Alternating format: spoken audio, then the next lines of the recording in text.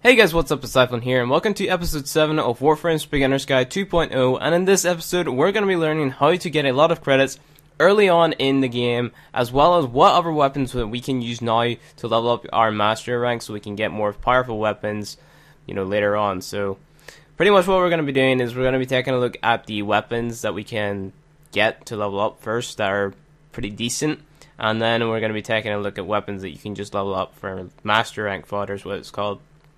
So weapons that aren't that great, but you can level them up and then sell them again. So you get them level 30, then sell them, and then you have space for other weapons. And then you need credits to actually buy these blueprints and build these weapons.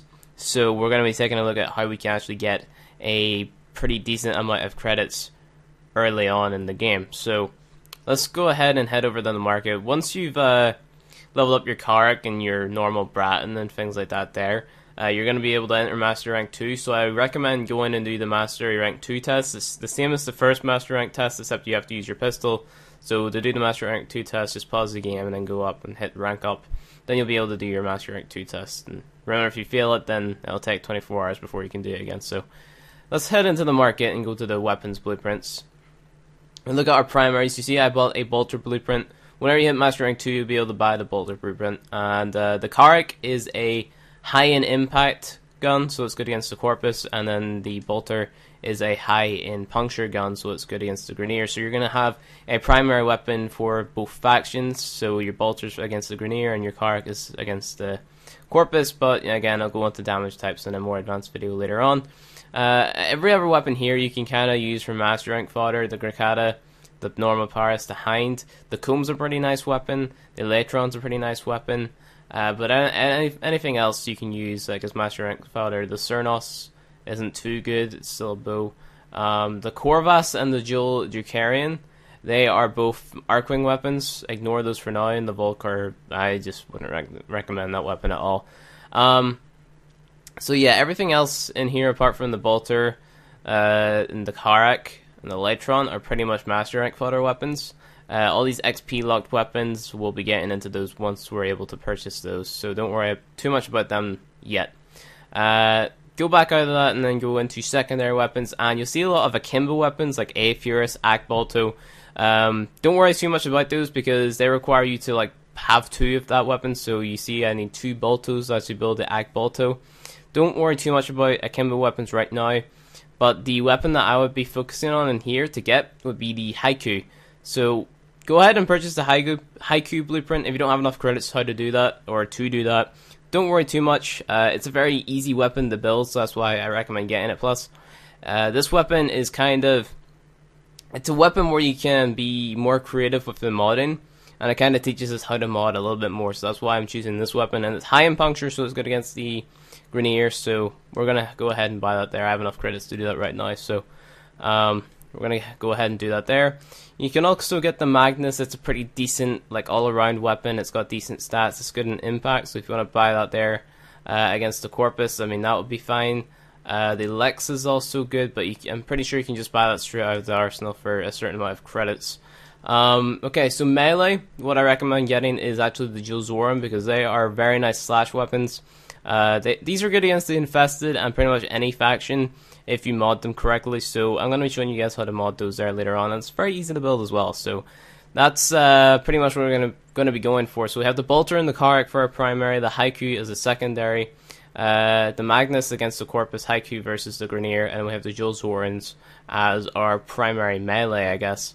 That is pretty much it for the weapon choices. Anything else is kind of like mastery fodder.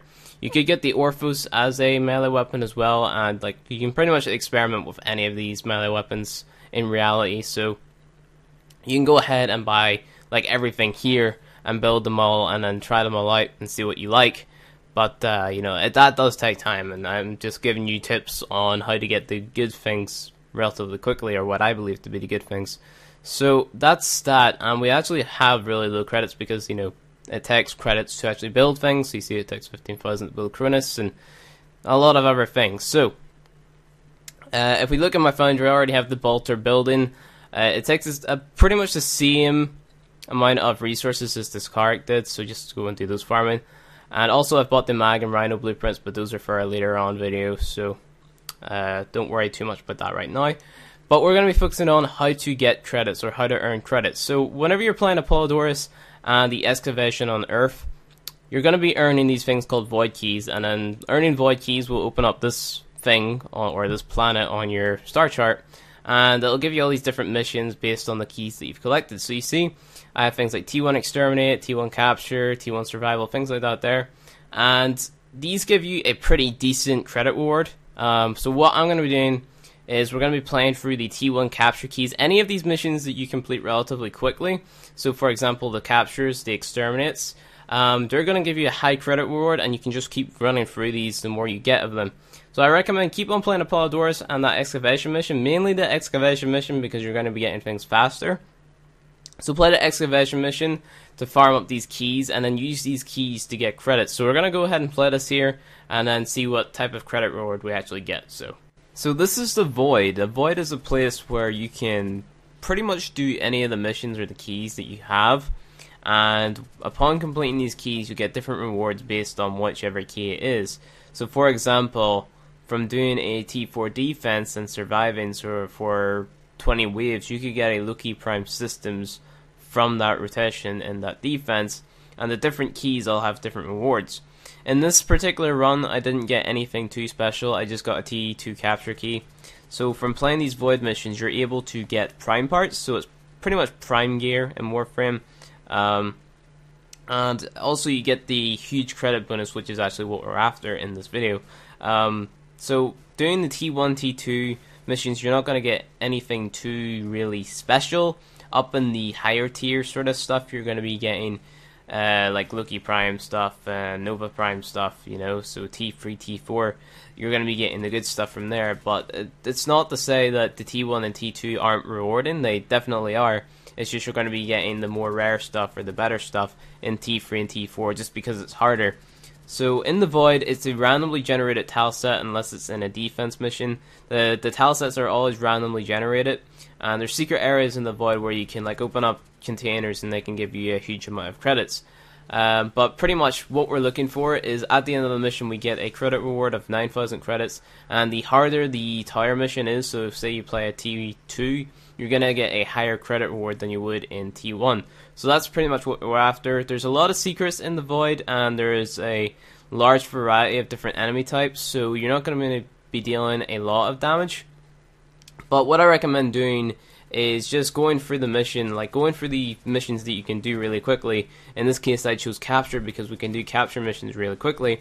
So I did the capture mission and I just did the objective and got to the exit. I didn't like mess around or anything. I just came here for the credit farming, as well as we're going to be getting things at the end like the prime parts and stuff. But in this run I got another T2 capture, so that's still great because I'm going to get something better from that T2 capture if I decide to run it. So that's pretty much it for the Void. The gameplay I have in the background is pretty easy. All I have to do is get in there, do the mission, get out again, you get your reward. That's pretty much all there is to the Void, nothing really too special. The secret areas I will make a different video on, but probably going to take a while because I need to get all the footage for it. And that's pretty much it for the Void, and that's going to be pretty much it for the video as well, because there's really nothing too much else that I can say. Remember to do that excavation mission on Earth to get the keys. You get them a lot faster, you get like a chance for a key every 2 minutes or so. And that's pretty much going to be it for this video. So if you like this video, please hit that like button below, and you want to see more Warframe content from me, please hit subscribe, and I'll see you guys in the next video.